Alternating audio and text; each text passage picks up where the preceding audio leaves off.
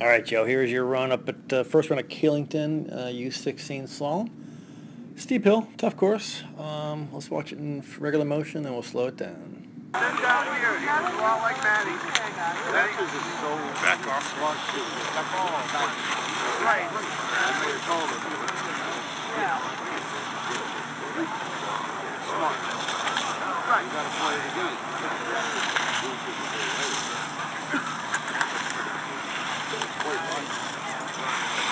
They all look good for the first three gates, and then it all goes down to two.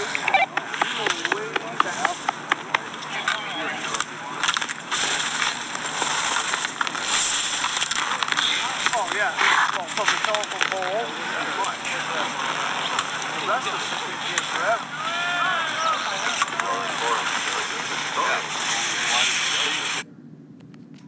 All right, let's check this out. So, it's a tough course, but the objective was to be above it, get yourself lots of room above the rise line, bring turn shape back to the pole, have your turn done and completion done as you pass the pole.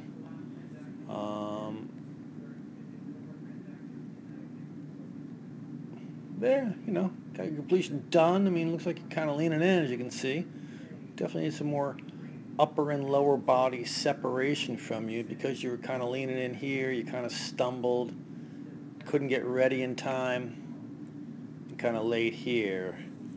In reality, you really actually started the turn too early. You kind of panicked. Oh my God, I got to toss him here. You're already in the rise line with your skis pointing down the fall line. You can see from there, obviously, you really couldn't carve a turn or you would straddle. So you really just sort of toss them sideways, skid by the gate, and a lot of pressure down here. We're looking for pressure in slalom from when you intersect rise line through fall line. So, I mean, our pressure should be, basically from here through here. Maybe a tad there, but that's going to get the turn done. A quick release right there. Your pressure, is all down here. Whoops. So it's all below the gate.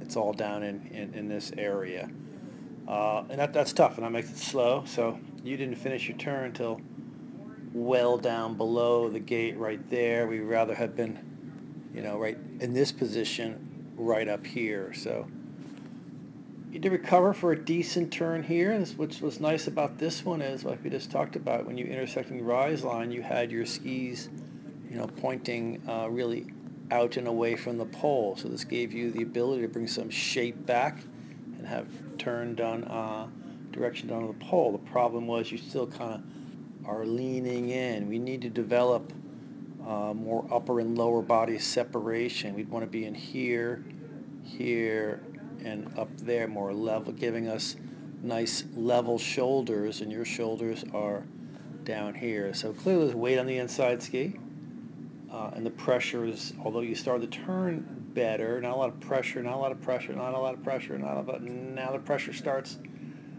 pressure down here. What happens is get a pretty good bend in the outside ski below the gate. You can kind of see it right there. You got weight on it, it's bent, and when you release it right here, it comes out of reverse camber to camber and pops you up, and you go for a wheelie ride.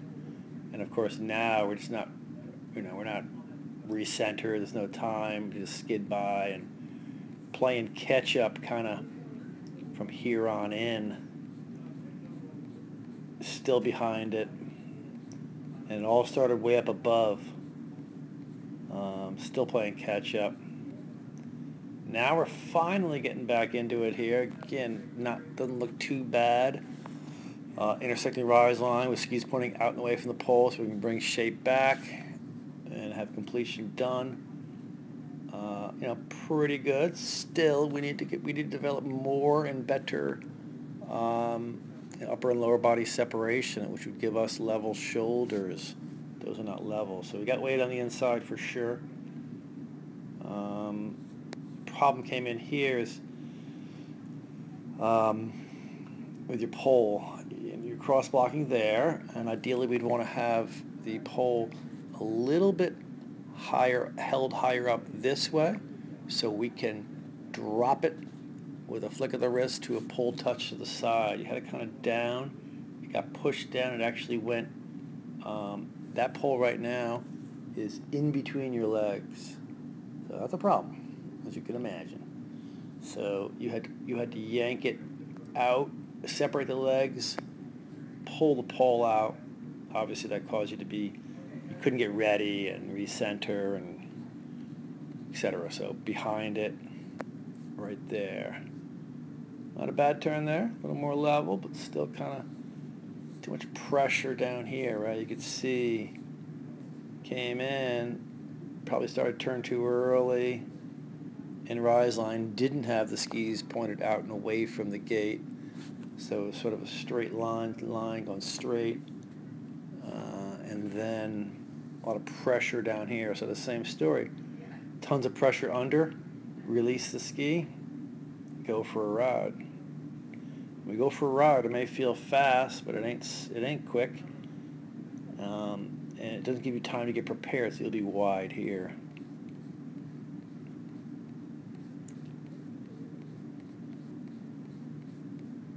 Alright.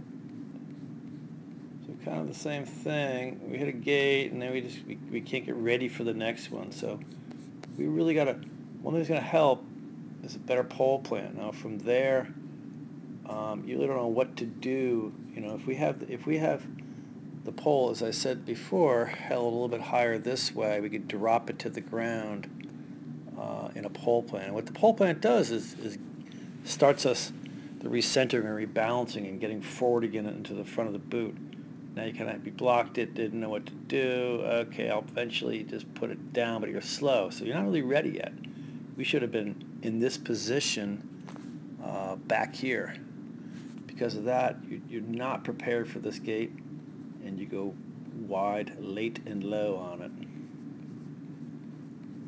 So quicker pole plants.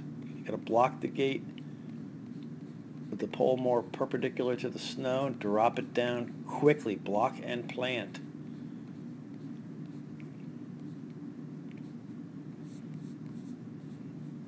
Yeah, that was bad. I like to see that's pretty good right there. But even here, you then push your hand up to plant. Let's get that pole up higher this way. Whoops. Nope, don't need that. Well, you know what I mean. You know what I'm trying to draw here. Let's get that pole up higher this way, so we can drop it down. All right. Let's speed this up. You know, last thing is we just got to make sure we're bringing shape back to the pole. Now we're on the flat, the easy part. Get shape above right here, because you got still all this pressure down below. It's slow, kind of tossing them here. Got to be ahead of this thing, even on the flat. You know, no reason for that. We have a strong egg, so we have to cross block those two poles. All right, so come in here. I don't mind you.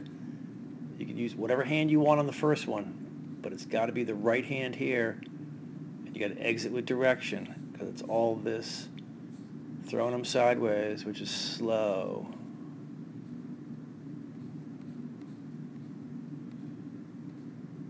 Although it doesn't, not a bad turn. Let's just make sure we roll both up on edge. Inside ski is pretty flat.